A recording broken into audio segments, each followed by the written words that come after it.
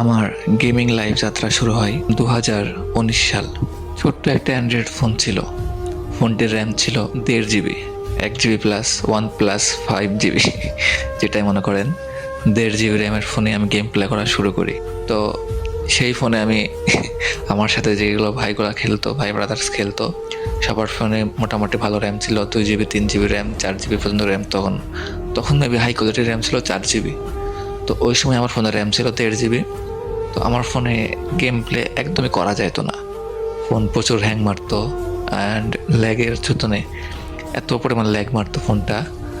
ল্যাগের কারণে একটা কান দিয়ে ফায়ার করবো একটা গুলি দিয়ে, তো যদি ডান দিকে ফায়ার করতাম বাম দিকে চলে যাইতো এনিমি, আর সামনে দৌড়াতে গেলে পিছন দিকে ঠাস করে ঘুরে যাইতো। অনেক প্রবলেম ছিল ফোনে। তো এমনি আমি প্রায় 1.5 বছর ওই ফোনেই গেম খেলছি। ওই সময় লকডাউন ছিল। লকডাউনের মধ্যে তো সবার ভালো ভালো ফোন ছিল। আমি গেম প্লেটা শুরু করছি কেমনি আপনাদেরকে শোনাই। ফার্স্টে আমি একদিন লকডাউনের আগে আমার এক বড় ভাই গেম খেলতো আমার পাশে বসে।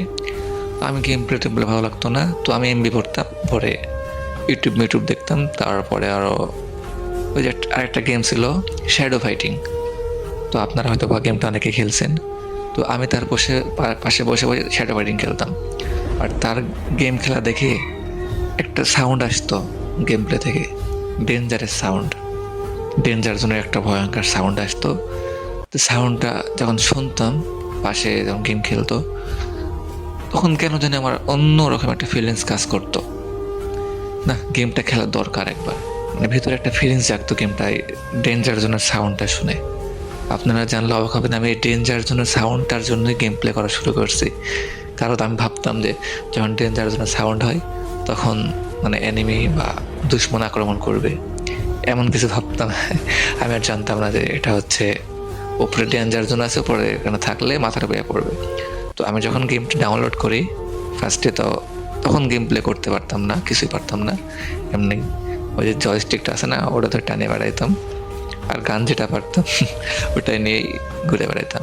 তো আমি ক্লাসিক খেলে বেড়াইতাম। ক্লাসিকে তো বট পড়ে, ভালো লাগতো খেলতে। তো এমনি আমি প্রায় 15-20 দিন খেলছি, প্রায় 2-3 সপ্তাহ খেলছি। খেলার পরে একদিন আমার বড় ভাই বলে, এই তুই ক্লাসিক খেলিস কেন? এইদিকে আমি ক্লাসিক খেলতে খেলতে আমার লেভেল হয়ে গেছে 20+। প্রায় তখন মেবি আমার লেভেল ছিল 23। হ্যাঁ, ওই সময় আমার এক ভাই বলতেছে, দেখ তুই এই ক্লাসিক সারাদিন খেলে কি লাভ হবে, তোর কোনো ফায়দাই হবে না। তুই বিয়ার র্যাঙ্ক খেল, অনেক মানে লেভেল আপ হবে, আর তুই হিরোইক উঠতে পারবি। হিরোইক এটা কি বুঝতাম না। তো এটা দেখার জন্য আমি বিয়ার র্যাঙ্ক খেলা স্টার্ট করি।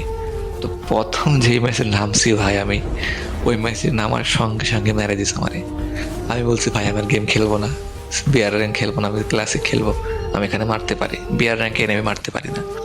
তো এটা শুনে আমার ভাই বকা দিছে আমারে, তুই বিয়ার ক্লাসিক খেলে কোনো লাভ নাই, শুধু সময় নষ্ট হবে। তুই বিয়ার র্যাঙ্ক খেল, অনেক কাজে লাগবে। বিয়ার র্যাঙ্কে ডায়মন্ড উঠতে পারলে এই দেয়, এগুলা গিফট অনেক কিছু পাবি। তো অনেক গ্রুপে গেলে তখন যখন শুধু ক্লাসিক খেলতাম, গ্রুপ থেকে কিক করে দিত।